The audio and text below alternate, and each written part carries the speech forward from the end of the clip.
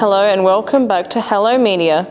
Today we are meeting with Amanda Reid, who provided a very important and valuable service to older people dealing with Centrelink. And we all know what that could be like.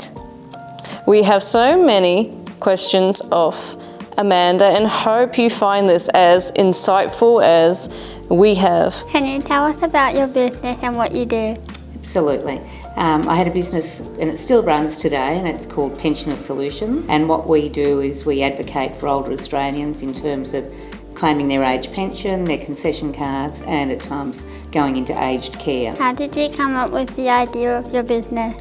Many years ago, probably long before you were born, in all honesty, I used to work for a financial advisor, and he based his business on helping older Australians in maximising their income and managing their retirement savings, and part of his strategy was to help them get the age pension. So I did some temporary work for him and I learnt how to do it, and I actually really enjoyed it. And then when a position became available, he asked me to join his team and look after all his Centrelink clients. So I had to learn very quickly all the rules around Centrelink, and I worked for him for many years until he sold the business. So I decided that I would actually, a couple of our clients said, why don't you go and do this on your own and you can look after us. So that's what I did. I left my job and I had 2 kids in school and no income and started my own business. And luckily it all worked out in the end. How do you deal with frustrated clients? Luckily we don't have a lot of them, but we just have to explain to them that there are certain rules that we need to abide by to provide the Centrelink, the information to Centrelink to get the outcome we want. We have had some pushback on personal questions and they say, why do you need to know all this information? And we just explain to them that without that information, Centrelink won't process their claim. So it's very important that we keep a cool head. That's not always easy, but just try to put the clients at ease. And every now and then I'll throw in a joke. I'll go through a list of questions about date of birth, date of marriage, what was your maiden name, where have you lived, what did you have for breakfast. But generally we just have to try and keep a cool head and explain that there is a reason behind what's making them frustrated. Does that make sense? Yeah. Do you have a lot of days where you feel like you just can't do it, or? Yes, absolutely. That's a really good question. There have been days where I've actually said to my staff, I give up, Centrelink win, this person's not getting a pension. And then I realise that that's ridiculous. I'm not giving up. I will continue to fight, and we do. And we have probably more frustration with Centrelink than we do with our clients, in all honesty. But at the end of the day, everyone's just trying to do the right thing. Centrelink have got a job to do and a role to play. We have a role to play, and it's all about managing client expectations. What did you like most about your job? What I enjoyed most about the job, and luckily all my team were exactly the same, we wanted to get the best possible outcome for a client, and we'd often get people come to us who tried a number of times to get an age pension, for example. They just gave up in the end. It was just too difficult. Centrelink appeared to be putting up roadblocks all the time, so they decided that was just too hard. So they'd come to us as a last-ditch effort to get their pensions, and so when we could achieve that relatively easily for them, that was a very rewarding outcome for us and for the client. So it was probably one of the best parts of my job, was helping people to get what they were entitled to and making their lives easier. So you would say that you really enjoy helping people and it's really rewarding for you? Absolutely, very much so. That's a great way of putting it. What was it like to own your own business? Sometimes I felt incredibly proud, sometimes I felt incredibly frustrated, because when you own the business, particularly if you've got staff, you don't have any downtime a lot of the time, and I think you'll find that other people would tell you the same thing. I always thought when I started my own business I could work the hours I wanted and I could have holidays when I wanted. That's a furphy, that doesn't happen. You need to keep working on your business and in your business, and as your business grows as well, you find that people expect you to be around all the time. How have you seen Centrelink change over the years? When I first started dealing with Centrelink, it was probably not quite 150 years ago, it just feels like it. Maybe 25, 30 years ago. In all honesty, trying to get on the phones to them has always been difficult, but to get someone who could understand, was particularly difficult. We had a lot of people working with Centrelink where English was their second language, and they were doing a great job, but for me, at times I found it difficult to understand them. So probably one of the biggest changes I've seen is the introduction of more Australian people on the phones, and that's not a criticism of any workers whether English is their first, second or third language.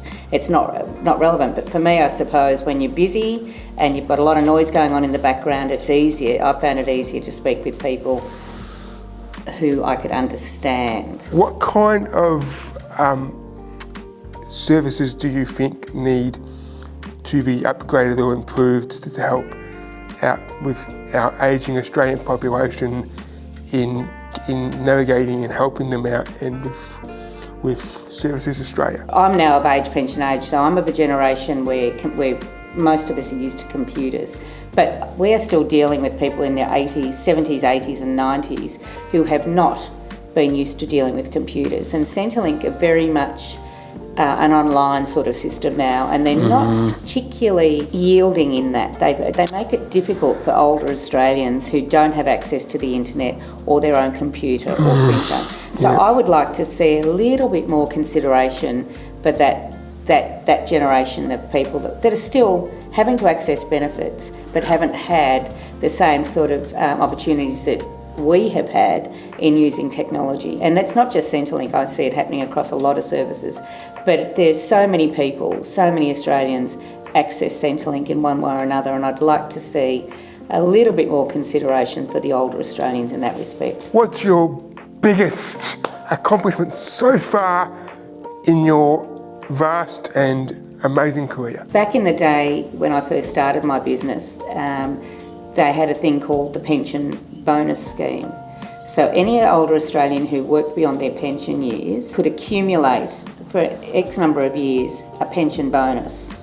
So if they continued to work and didn't claim the pension, then once they did claim, and I think it was a maximum of 5 years you could claim it for, but you got a bonus in terms of like tens of thousands of dollars once you got your pension. And I had a fellow come to me, and he and his wife, and he'd been working, he was well into his 70s, and I retrospectively enrolled him for the pension bonus scheme because it was having a cut-off date, and they gave you an opportunity to retrospectively enrol this person for people for a pension bonus scheme. So I did that and then claimed his pension, and as a result of it, he and his wife ended up with about $70,000 or $80,000 in combined bonus. I think I was known then as the best thing since sliced bread for a little while, because I got them all this money that they didn't know they were entitled to.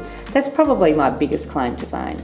And I could be wrong on the dollar value, but it was certainly tens of thousands of dollars, and it was quite a few years ago now. Did you study business? I did not, no. I sort of fell into this business. I've always wanted to know what I wanted to do when I grow up, and I finally worked it out, it's retire. But in the meantime, I had to work before I got to that. But I actually didn't do any business study as such. When I got into Centrelink and financial planning sort of thing, I was in my late 40s, early 50s. So I did a diploma in financial planning, and then I was 3/4 of the way through my advanced diploma in financial planning, but I always really preferred the Centrelink side of business.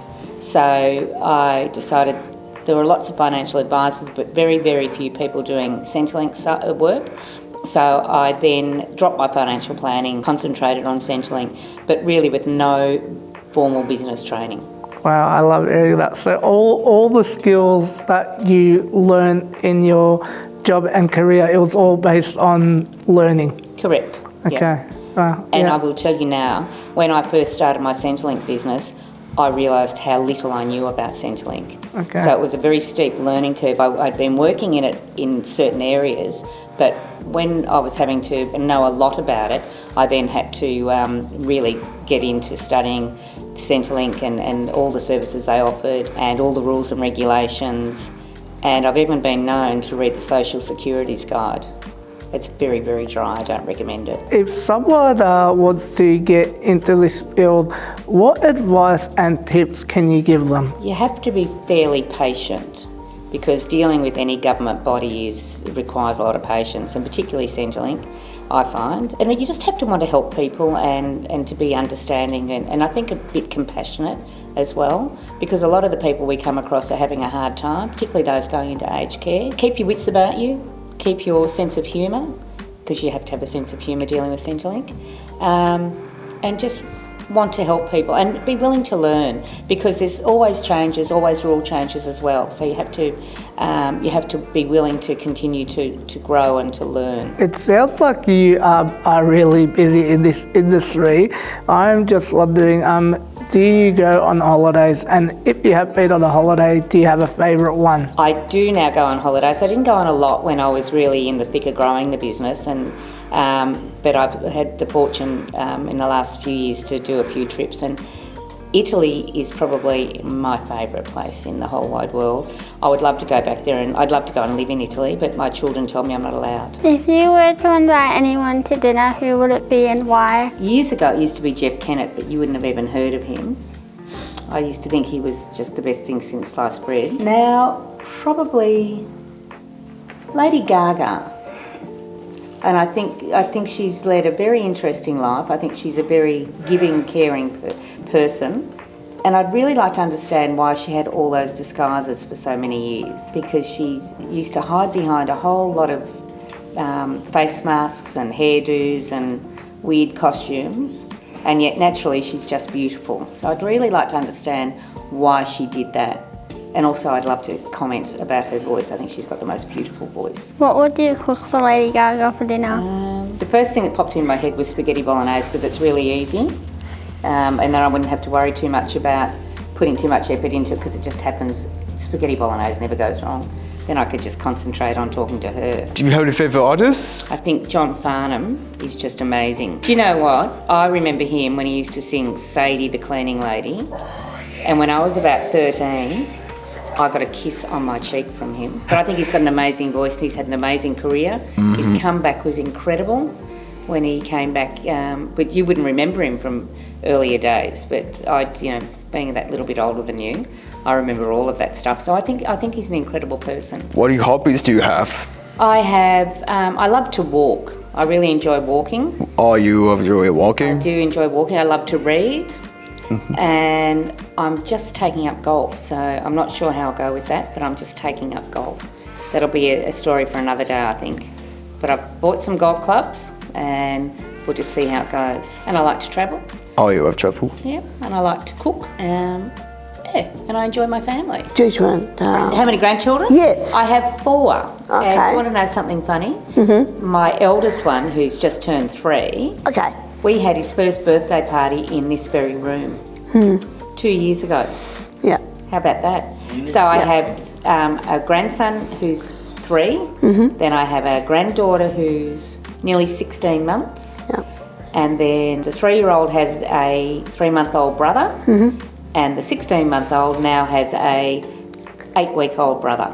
So I have 4 grandchildren. They go from 8 weeks up to 3 years of age. Who are your favourite Disney movies? I love Disney movies. My favourite is probably Cinderella. Yep. Love Cinderella. Love Snow White. Yes. But I really love Cinderella. Oh, good. And I'll tell you a funny story. When I was in lockdown in Queensland, I had to go into quarantine during COVID. So I had 2 weeks stuck in a hotel room. I worked all day, and overnight I actually joined the Disney network so I could watch Disney movies to keep myself sane in 2 weeks of lockdown. Now, why did you sell your business? Well, I was getting older, and I was finding, I don't know if you know this about older people, sometimes they lose their filter a bit. And when I was struggling to keep my patience with Centrelink and some of my clients, I thought it was time to moving away from my business as much. And also my parents were getting older and needing more care for me, and I found it really hard to split my time and do justice to my business and make sure my staff were looked after and make sure my clients were looked after if I couldn't be there as much as I needed to be. And I also needed to make sure I had the time to help with my parents. So I thought it was time to look at a buyer for my business. So that's what happened. A young fellow by the name of Michael, who I'd known for years, came in and took over the business. I still work a little bit in the business, but that was the main reason I sold it, was to free up some time for my parents. Yeah, And also to readjust the brain. that's a good idea. Yeah, I think so too. Are you still working or are you retired?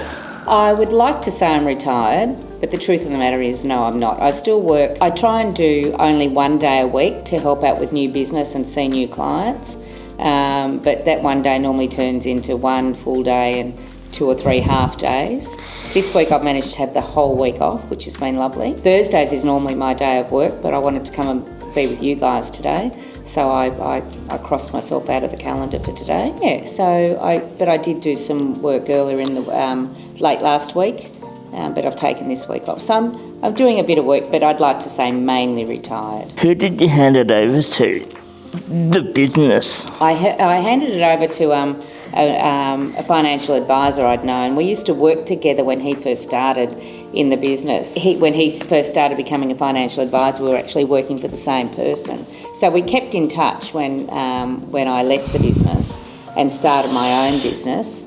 And then, because I was going to be difficult to hand my business over to just anybody, And you need to find the right person to hand it over right. to. It's exactly right. And I found that he was the right person. He's a kind person, a lot younger than I am, so I knew he was going to be around for a while to look after my staff. So, yeah, so it was opportune that he was able to actually come in and buy the business. Well, that was as insightful as we thought it would be, and thank you, Amanda, for coming in today.